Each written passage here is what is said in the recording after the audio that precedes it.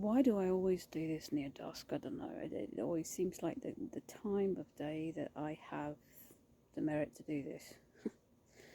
So I'm probably going to eventually have to go inside, but because I'm probably going to completely lose light, eventually completely lose light. But for now, um, there's a lot of things that I've tried to do. Um, and one of the biggest hurdles that I had to face is, making sure that my spirit was complete and balanced, meaning that, I didn't have any shattered pieces of anything somewhere out in limbo anymore.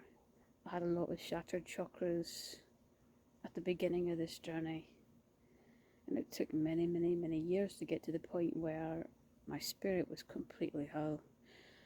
Along the way, things happened to make it even worse on me. Um, you know, I got myself into some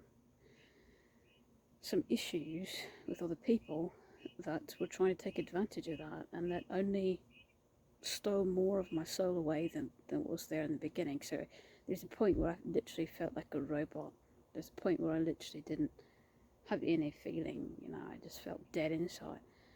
And so now for a few months, I think it's been, I can't count for sure, but for several months I think I've had, my spirit be complete again. And so what I haven't felt in decades, no, sorry, what I haven't felt in about a decade, let's not get ahead of ourselves, and now I feel it again. I feel things again, and that's been quite challenging because whilst I'll never ever regret my decision, these bottled up emotions that I've had for so long that I couldn't process for that long, now are just kind of exploding in my face. um, Sometimes I call it fun, actually, because it's chaos, but it's good chaos. Even the times where I feel like shit, it's chaos, but it's good because I'm feeling something, and that means I did it right. I corrected everything. The only thing left to do is actually just practice the actual shape shifting itself. And like I said in some of the other videos, some of the other vlogs, I said, I'm technically I'm, in one piece, but that doesn't mean that I'm mended. I now have to stitch all those pieces to link them all back together. So it's basically, all the pieces are there, and they're all one thing again, but they're all like a jumbled up mess, and I got to stitch them back the right way. It's just that kind of a feeling. So I can only at this point, even though my spirit is complete, it's not balanced enough to actually do a complete full-on physical shift. So what I can do at this point is I can do partial shifts, but I first need to get to the point where I can at least begin the first phase. There's different phases of physical shifting on command. And right now, a lot of times I'm sitting there and nothing's happening. And then sometimes, every once in a while, I start feeling that sensation. I need to feel that sort of numb, tingling sensation on command every single time. I need to get better at that before I can really start to do these partial shifts and then be of any use. Because that's that first phase before things actually start shifting. That's the sensation you feel. It feels like Novocaine on steroids. It's like tingly, numbing. That's gonna okay. So if I can get that, and then I'm not going to try to push myself too much, honestly. I'm just going to try to get that part on command, and then the second half of this, The second phase is you're actually beginning to actually physically shift, and you can actually physically see something. Okay, maybe not a lot of something, but a little tiny bit of something. So once I get that, basically a partial shift would be trying to shift maybe one paw, or not even a paw, just claws or fangs or something, or fur. You're trying to shift your ears or a tail. It's just something, I don't care what it is. It's something, usually some kind of extremity, that's a lot easier to shift than organs. Because anything that directly connects to your chakras, and you laugh, but it's the whole goes back to your chakras and how balanced you are. Anything that's directly connected to your chakras, when you start getting into the organs, that's directly connected to your chakras, right? So if you've got an imbalance there in any of those chakras, when it hits that organ, that's say for example it's the heart or the stomach chakra, and you've got an imbalance there somewhere. Okay, so we'll just take heart as example. So when you start to shift your heart, that will give you immense pain if it's not balanced. So you're not strong enough, and that pain is telling you, it's warning you, it's saying, hey, don't go any further, because if you do, something's going to break, something's going to tear, something's going to rupture. So right now I'm not even going to try to do any kind of internal anything. Anything that I would be doing is, like I said, some sort of extremity, like fangs, claws, fur, paws, something like that. At the very most, your limbs, but nothing that would be, internal, because, maybe my chakras are a lot better than they used to be, but there's one in particular that really needs some work, and that's not ready. And the one time that I actually did it on accident, I started to shift. I wasn't even trying to, no rhyme or reason, I just wanted to shift. One time ago that I did this, it was many years ago, and it was only one of the first things that I actually feel bones and things shifting, muscles, bones. It was a really odd sensation. And when it got to that chakra, it was my stomach chakra at that moment. When it got to my chakra that was the most, at that point, imbalanced, I literally felt like I was going to vomit. That scared me into stopping, and everything just kind of stopped and reversed from the fear. But like, everything was going fine until it got there.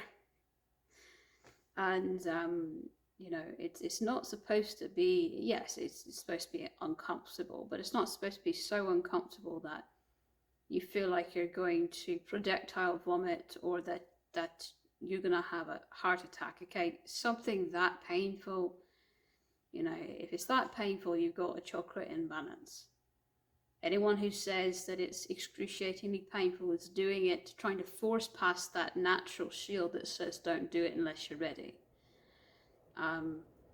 So I'll have to do that later on, once I completely have mended all these chakras. But ironically, I think doing the partial shifts will be actually a good way to mend a lot of the stuff that it still needs mending. Doing a lot of these partial shifts will give me some, especially to the head chakra, will give me some belief, much needed belief, in times where I doubt myself. Because even though I know that the shape-shifting is possible, a lot of times I doubt that I myself can do it. Even though I've seen actual literal proof of it, even though I've done it partially once, I still doubt myself at times. And so I think that it's the head getting in the way of the heart, basically. It's the head getting in the way of, your spirit and what you're meant to do. And so I think anything partial at this point would tear down those barriers, because I hadn't done that in so many years. I hadn't even tried. I knew that I had to be, you know, more balanced before I could really try again. So now I'm at that point. Now I'm ready to start doing it again. I'll let you know what I find. I'll let you know whether or not I make any immense strides or anything, but don't expect anything anytime soon. And all in all, I just I feel really much alive. I do. Just that alone, having my soul back helps a lot. I'm grateful for that immensely. And you know, Rocking Crow, he was a bit of a character of Walking Crow was. He was one of my teachers. He taught me when I was very, very young. And I only had a little wee bit of time before my evil parents realised how much of an influence he was having on me and wouldn't let me see him anymore. But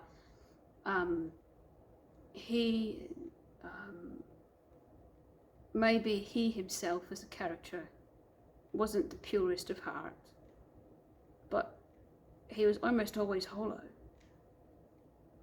When he wasn't hollow, he was at least being guided.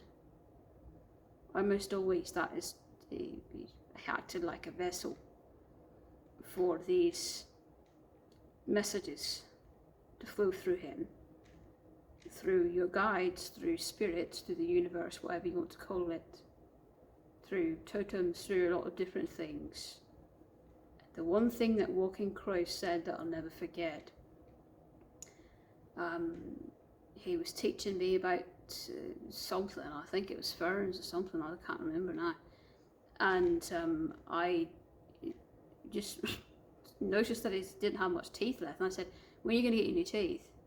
I bet you're going to get new teeth soon. You know, my teeth are growing in, yours are probably growing in too. Again, I was very young, I was like 5, 6. And so I thought just naturally that he's losing teeth, that means he's going to grow them in like I am. He said, oh no, it only happens twice. And I said, no, it happens 3 times. I know it does, I know. And I had no idea why I thought that, but I thought that.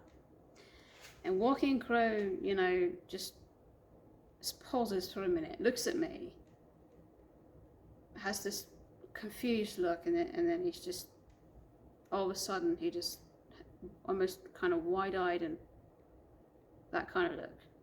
And he says, no, actually, you're right.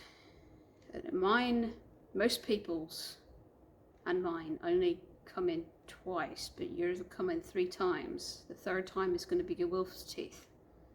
But you have to be mind, body, soul balanced and ready, or it won't ever happen. That was his word. He was the one that was telling me all about the physical shape-shifting, and that I was a physical shapeshifter. Here's a man telling me things when I was too young to even know what the fuck it meant. Decades later, only putting 2 and 2 together and realizing what he was telling me. I'd all forgotten about him by the time I put it together. And he's not the only one. So I'm not alone. There's other people who believe in it. And to be told a message more than once by someone who is hollow, 2 different people, I just know it's a sign. I don't care how insane people think I am for trying this. I know I'm meant to try it. I know I'm meant to do it. At the time he said you're a physical shapeshifter, but the only word I understood was shape. And he told me to remember that what he said. That was the last day I ever saw him. He said, it's very important, I need to tell you. I thought I had more time to tell you this, but you know, it's just that kind of conversation. And I'm like, well, why is it important, and what the fuck does it mean? He didn't have time to explain it to me. And so I forgot about it. I did. I forgot about it for nearly a decade and was a skeptic to anything magic like anyone else in the world for a really long time. And all of a sudden something triggered that memory. And everything just kind of, that's when I began to question. Here I am, a decade later, after first questioning all that, finally ready to try something.